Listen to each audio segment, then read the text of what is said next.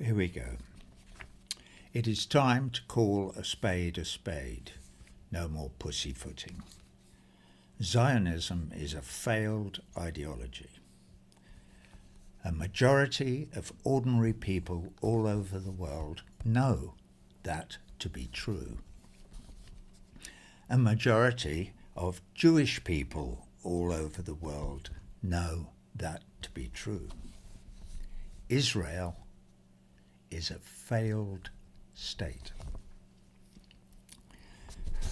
Any state that admits it has to commit genocide to survive has already failed.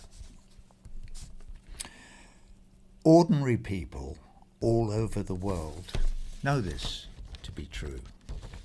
So, what to do?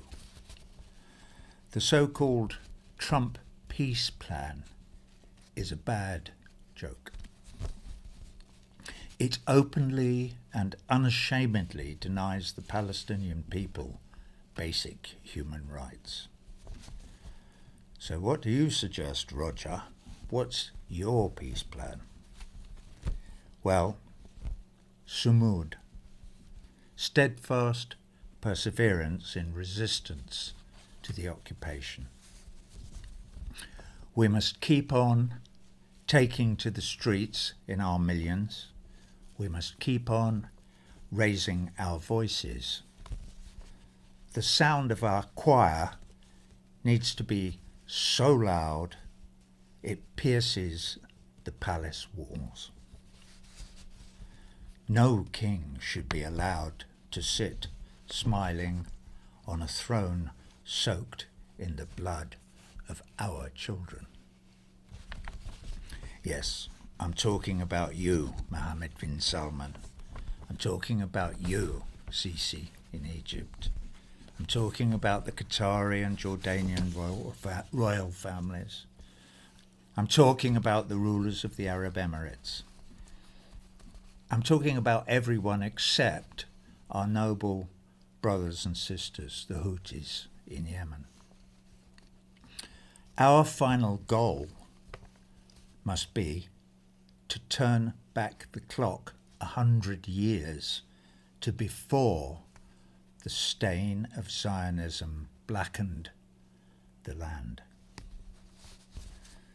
We work towards a free, democratic Palestine from Lebanon in the north to Egypt in the south and from the River Jordan to the sea.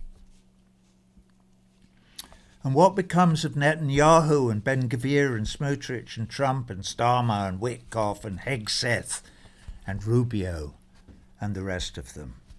Well, that's for history to decide. Obviously, they deserve equal human rights, just like the rest of us. But their fate will lie in the hands of international law. We shall see. But that is the future. Will it ever be achieved? I hope so. Unfortunately, I don't have my crystal ball here with me today. What I do know is it won't happen overnight. We need to be realistic. We need a realistic first step. And that is why I am here today.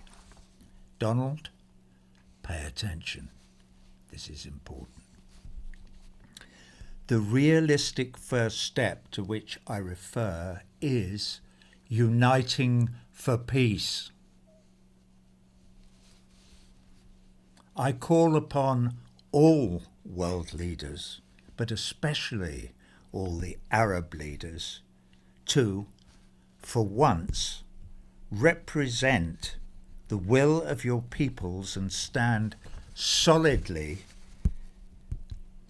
behind Gustavo Petro and the people of Colombia in their call for a vote in an emergency session of the General Assembly. A vote to authorize the sending of a multinational United Nations peacekeeping force into Gaza and all the other occupied Palestinian territories to stop the Israeli genocide, to restore UNRWA in its great work of provision and aid to those beleaguered people, and to remove the illegal Israeli army of occupation. That is the first step we need. And Gustavo, my good friend, we, the people of the world, need that draft resolution on our desks first thing tomorrow morning. Thank you.